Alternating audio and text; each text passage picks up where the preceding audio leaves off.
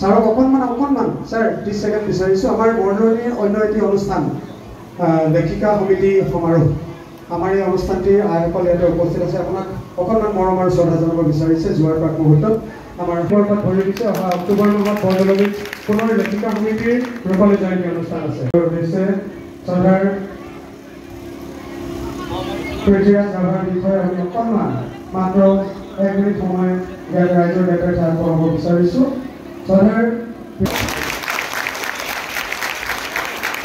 আৰু মোক অভিনেতা বুলি কৈছে গানটো গালোৱে অলপ অলপ সুৰ হৈছে নে নাই, মই সুৰ অহা নাই, এনেই গাইছোঁ বক্তৃতাৰ মাজত ল'লে মাফ কৰিব। মই বাহিৰত এটা কৰিব নাই ভাষণ ৰাখিলে। ইয়াৰ মাজতে আমাৰ বৰদলৈ ৰাইজৰ এটা আচাৰলৈ এটা আহ্বান এই মুহূৰ্তত মোৰ কৰ্মগোচৰ হ'ল। প্ৰয়াত শ্ৰোতাৰ শিল্পীগৰাকী এটা প্ৰতিমূৰ্তি ইয়াতে নিৰ্মাণৰ কথা এই মুহূৰ্তত মোৰ দুগৰাকী মানুহক যোগে জনালোঁ। গতিকে এনেধৰণৰ যদি এটা কাৰ্যপন্থা ল'ব পৰা যায়, গতিকে ছাৰক এই ব্যৱস্থা কৰি দিবৰ বাবে আমি সমিতিৰ তৰফৰ পৰা গান পোৱাৰ দি থৈ দিছে। বিলতে হালিছে ধুনীয়া পদুমি, ফুলনি ফুলিছে ফুল যি সময়ত আন্দোলন কৰিছোঁ, তাৰপিছত আন্দোলনৰ পিছত আকৌ লুকাই লুকাই ধেমাজিৰ গাঁৱৰ মাজত আছিলোঁ। ধন্যবাদ ছাৰ। আমি পুনৰবাৰ ছাৰক আমাৰ মাজত লগ পোৱাৰ আশাত পুহি ৰাখিছোঁ। সমাজৰ লগত পৰিচয় হ'ল, বয়স বাঢ়ি গ'ল, নাটক কৰিবলৈ আৰম্ভ কৰিলে, নাটক লিখিবলৈ আৰম্ভ কৰিলে, চিনেমাৰ কাম কৰিবলৈ আৰম্ভ কৰে, ৰাইজৰ কাম কৰিবলৈ আৰম্ভ কৰে।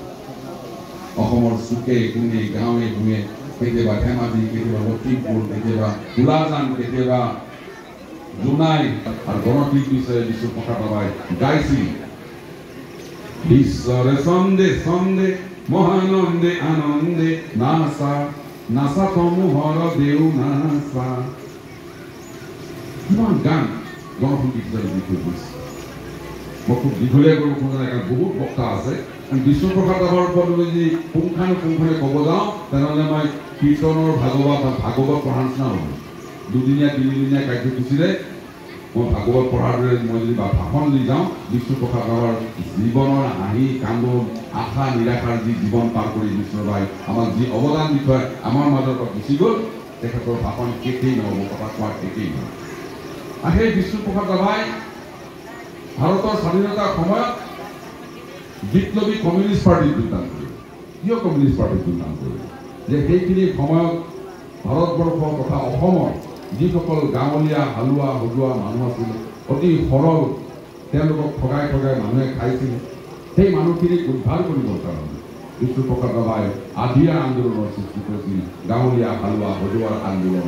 গাঁৱলীয়া হালোৱা হজুৱাক নিপীড়িত জনতাক উদ্ধাৰ কৰাৰ আন্দোলন কৰিছিল। আৰু সেইখিনি সময়তে যি বিষ্ণুপ্ৰসাদ ৰাভাই তেওঁৰ জীৱনৰ যৌৱনকালত গাইছিলে পৰজনমৰ কোমলনত লগন কৰি গ'ল কিবা যেন নাই আজি নাই, মোৰ কবিতাৰ ছন্দ লাগি কিমান ৰোমান্টিক গান গালে। আৰু সেই বিষ্ণুপ্ৰসাদ ৰাভাই দুখীয়া গাঁৱলীয়া হালোৱা হজুৱাৰ কাৰণে গালে বল বল বল বল কৃষক শক্তি দল, ও বনোৱা সমনীয়া আগবাঢ়ি যাওঁ বল, জাগ জাগ জাগ জাগ মজদুৰৰ জোৱান, নিৰ্যাতিত নিপীড়িত কৃষক শক্তিমান, তোৰ বাহুতে আছে লুকাই অসীম শক্তি বল, ৰণসিঙা বাজে শুনৈ আগবাঢ়ি যাওঁ বল, আগবাঢ়ি যাওঁ বল, আগবাঢ়ি যাওঁ বল, ও বনোৱা সমনীয়া আগবাঢ়ি যাওঁ বল, বল বল বল বল কৃষক শক্তি দল। দুখীয়া হালোৱা হজুৱাৰ গান গালে।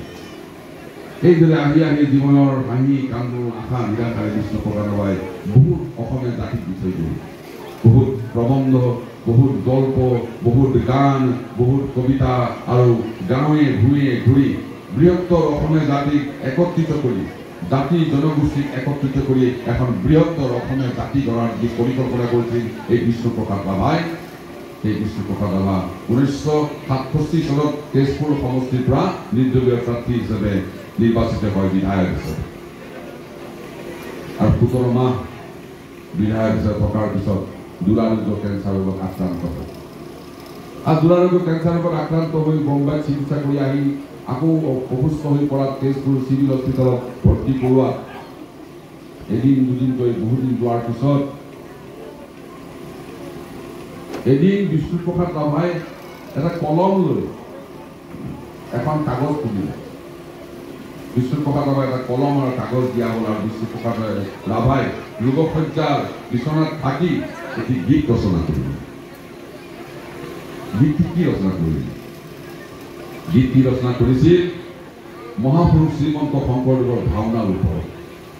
ভাওনা আৰম্ভ হয় ধেমালি নান্দি তালেৰে, তাৰপিছত সূত্ৰধাৰে সূত্ৰ ধৰে, ভাওৰীয়াই ভাও দিয়ে আৰু ভাওনাত যদি ধুমুহা হৈ বন্ধ হৈ যায়, মাৰপিট লাগিও ভাওনা বন্ধ হৈ যায়, উদ্যোক্তাসকলে ভাওনা সমাপ্ত হোৱা বুলি ঘোষণা নকৰে। ভাওনা সমাপ্ত হয় কেনেকৈ? কল্যাণ সন্মান লাগত এই তাৰ ওপৰতে নিজৰ জীৱনটোক, সেই গোটেই দীঘলীয়া জীৱন বা গোটেই জীৱনটোক ভাওনাৰ লগত সাঙুৰি বিষ্ণুপ্ৰসাদ ৰাভাই এটি গীত লিখি থৈ গ'ল। আৰু খগেন মহন্ত ডাঙৰীয়াই এই গীতটি মৃত্যুৰ দিনাখন ৰাতিপুৱাৰ পৰা সন্ধিয়ালৈকে গুৱাহাটী ৰেডিঅ' চেণ্টাৰত পৰিৱেশন কৰিছে। এই মোৰ সেইকান জীৱন নাটৰ শেষ ৰাগিনী কল্যাণ যোৱা 20 তাৰিখে কলাগুৰু বিষ্ণুপ্ৰসাদ ৰাভাৰ তিথি বিষ্ণুৰাভ দিৱস। এই বিষ্ণুৰাভ দিৱসৰ লগত সংগতি ৰাখি অসমৰ বিভিন্ন ঠাইত গীত মাতৰ প্ৰতিযোগিতা, বিভিন্ন আবৃত্তি প্ৰতিযোগিতা, বিষ্ণুপ্ৰসাদ ৰাভাৰ স্মৃতি সভা পাতিছিল। এই জ্যোতি প্ৰকাশ তেওঁলোকৰ 25টা বছৰ হ'ল আৰু 25টা বছৰে তেখেতসকলে বিষ্ণুৰাভ দিৱস পাতিছিল। এইটো ডাঙৰ গৌৰৱৰ কথা। এখন গাঁৱত এটা অনুষ্ঠান ৰাইজক উদ্বুদ্ধ কৰিছে, নতুন ল'ৰা ছোৱালীক বিষ্ণুৰাভৰ বিষয়ে জানিবলৈ সুবিধা কৰি দিছে। এইটোৱেই জ্যোতিপ্ৰকাশ সংঘৰ বাহাদুৰি আৰু জ্যোতিপ্ৰকাশ সংঘ চিৰজীৱী হওক, সুন্দৰ হওক আৰু ভৱিষ্যতে অসমীয়া জাতিৰ কাৰণে, অসমীয়া ৰাইজৰ কাৰণে, বৰদলনি ৰাইজৰ কাৰণে অকল বিষ্ণুপ্ৰসাদ ৰাভাই কিয়, অসমৰ যি মানুহে অৱদান দি থৈ গৈছে তেখেতসকলক স্মৰণ কৰিবলৈ আমাৰ উঠি অহা প্ৰজন্মক সুবিধা দিয়ক। আমাক এটা মানে কথা ক'ব খুজিছোঁ, মই নলবাৰীৰ ঘগৰাপাৰত এবাৰ এখন বিষ্ণুৰাভ দিৱসৰ সভা পাতিছোঁ। সভাখন আছিলে ডাঙৰ মানুহ, জ্ঞানী মানুহ, গুণী মানুহৰ সভা নহয়, সাধাৰণ ৰাইজে পতা সভা, খেতিয়কে পতা সভা, লেমৰ পোহৰ জ্বলাই, চাকিৰ পোহৰ জ্বলাই পতা সভা। তাত এজন বৃদ্ধ খেতিয়কে কৈছিলে, বিষ্ণুপ্ৰসাদ ৰাভা যিমানেই ভবা যায় নোহোৱা হৈ যাব, সিমানেই বিষ্ণুপ্ৰসাদ ৰাভা ৰাইজৰ মাজলৈ আহে। কিয় আহে? বিষ্ণুপ্ৰসাদ ৰাভা জীয়াই থকাৰ অৱস্থাত জ্ঞাতে অজ্ঞাতে অসমৰ প্ৰতিঘৰ মানুহৰ চোতালত ভৰিৰ খোজ দিছে, আৰু সেই ভৰিৰ খোজ প্ৰতিঘৰ মানুহৰ চোতালত থকাৰ কাৰণেই প্ৰতিঘৰ মানুহে বিষ্ণুপ্ৰসাদ ৰাভাক সদায় নিজৰ ঘৰৰ মানুহ বুলি ভাবে আৰু নমস্য ব্যক্তি।